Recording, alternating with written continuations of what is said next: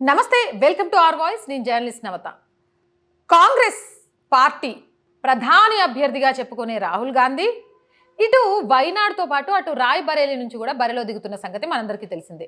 ఇక వైనాడులో సొంత మిత్రపక్షం ఇండి కూటమిలో ఉన్న కమ్యూనిస్ట్ పార్టీకి వ్యతిరేకంగా బరిలో దిగిన రాహుల్ గాంధీ అక్కడ ఈసారి గెలుపు కష్టమే. ఎందుకంటే అక్కడ బీజేపీ కూడా అనూహ్యంగా పుంజుకుంది. త్రిముఖ పోటీ జరగబోతోంది.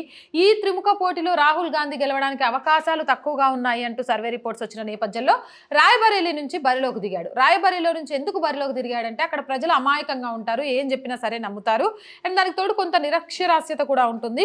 వీటన్నిటి నేపథ్యంలో రాయ్‌బరేలీలో నుంచి నిలబడితే కొంత అది సెంటిమెంట్ కూడా కాంగ్రెస్కి వర్కౌట్ అయ్యి ఆ సీట్ నుంచి అయినా గెలవచ్చు అనే ఆశతో రాహుల్ గాంధీ రాయ్‌బరేలీ నుంచి బరిలో దిగారు.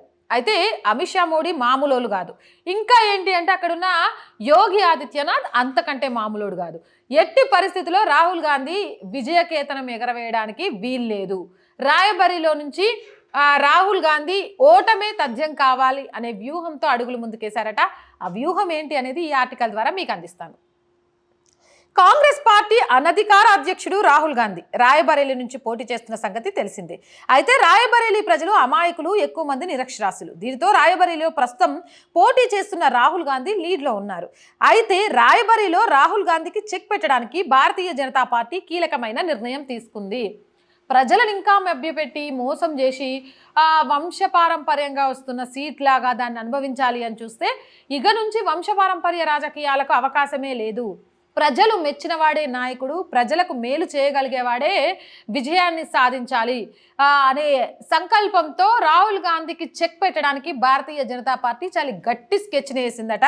అదేంటి అనంటే రాయ్‌బరేలీలో ఎమ్మెల్యేని బీజేపీలో చేర్చుకోవడం. సమాజ్వాద్ పార్టీకి చెందిన మనోజ్ పాండే రాయ్‌బరేలీ ఎమ్మెల్యేగా ఉన్నారు. ఇక మనోజ్ పాండేకి రాయ్‌బరేలీలో మంచి పట్టుంది. దీంతో రాయ్‌బరేలీ ఎమ్మెల్యే మనోజ్ పాండేను యోగి ఆదిత్యనాథ్ బీజేపీలో చేర్చుకోబోతున్నారు. తద్వారా రాయ్‌బరేలీ రాహుల్ గాంధీకి చెక్ పెట్టొచ్చునని బీజేపీ వ్యూహాత్మకంగా ఎత్తుగడేస్తోందట. ఇక సమాజ్వాద్ పార్టీకి సంబంధించిన ఎమ్మెల్యే రాయ్‌బరేలీలో ఉన్నారు. ఆయనకు రాయ్‌బరేలీ ఒక్క అసెంబ్లీ సెగ్మెంటే కాదు, మొత్తం లోక్సభ సెగ్మెంట్ మీద కూడా మంచి పట్టుందట. అలాంటి వ్యక్తి కనుక భారతీయ జనతా పార్టీలోకి వస్తే ఖచ్చితంగా కూడా ఓట్ షేరింగ్ పెరగడంతో పాటు అది రాహుల్ గాంధీకి పెద్ద దెబ్బగా మారుతుంది. దానికోసమని మనోజ్ పాండేని రాయ్‌బరేలీ ఎమ్మెల్యే మనోజ్ పాండేని బీజేపీ తమ పార్టీలో చేర్చుకోబోతోందట యోగి ఆదిత్యనాథ్ అధ్యక్షతన.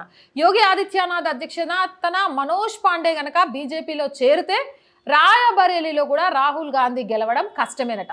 మోడీ షా వ్యూహం మామూలుగా ఉండదు. వీళ్ళిద్దరి దంటకు యోగి ఆదిత్యనాథ్ చేరితే వీళ్ళని పట్టుకోగలుగుతామా? ఎలాంటి వాళ్ళకైనా చెక్ పెడుతూ ప్రజల మేలు కోసం ఓటు బ్యాంకు రాజకీయాలను పక్కన పెడుతూ ముందుకెళ్లడంలో ఎలా ఉంటాయి ఈ ముగ్గురు ఆలోచనలు అనేది కూడా చాలా క్లియర్గా తెలుసు. ఏదేమైనా రాయ్‌బరేలీలో రాహుల్కి చెక్ పెట్టబోతున్నారట యోగి ఆదిత్యనాథ్ ఎమ్మెల్యే పాండేను చేర్చుకోవడం ద్వారా సమాజ్వాద్ పార్టీకి చెందిన వ్యక్తిని. ఇక దీంతో రాయ్‌బరేలీ రాజకీయాలు ఎలా మారబోతున్నాయి, అసలు రాహుల్ గాంధీ ప్రత్యక్ష ఎన్నికల్లో గెలుస్తారా లేదా, అసలు ఈసారి పార్లమెంటులో అడుగు పెడతారా లేదా అన్నది వేచి చూడాల్సిన అంశం. మీరేమనుకుంటున్నారు? కింద కామెంట్ సెక్షన్లో పెట్టేయండి. మోర్ వీడియోస్ కోసం మన ఛానల్ని వెంటనే సబ్స్క్రైబ్ చేయండి. వీడియో నచ్చిందా? లైక్ చేయండి, షేర్ చేయండి అండ్ సపోర్ట్ చేయండి. సపోర్ట్ చేయాలి అనుకుంటే సబ్స్క్రిప్షన్ పక్కనే సపోర్ట్ అనే ఒక ఆప్షన్ కనిపిస్తుంది. 1 to 5 లెవెల్స్ ఉంటాయి. ఏదో ఒక లెవెల్లో సపోర్ట్ చేయొచ్చు. లేదా స్క్రీన్ మీద గూగుల్ పే, ఫోన్పేతో పాటు అకౌంట్ డీటెయిల్స్ ఉంటాయి. అలా అయినా సపోర్ట్ చేయొచ్చు. అండ్ మార్కెటింగ్ యాడ్స్, వ్యాపార ప్రకటనల కోసం కూడా మన ఛానల్ని సంప్రదించవచ్చు. Please support our channel, subscribe our channel. జై భారత్.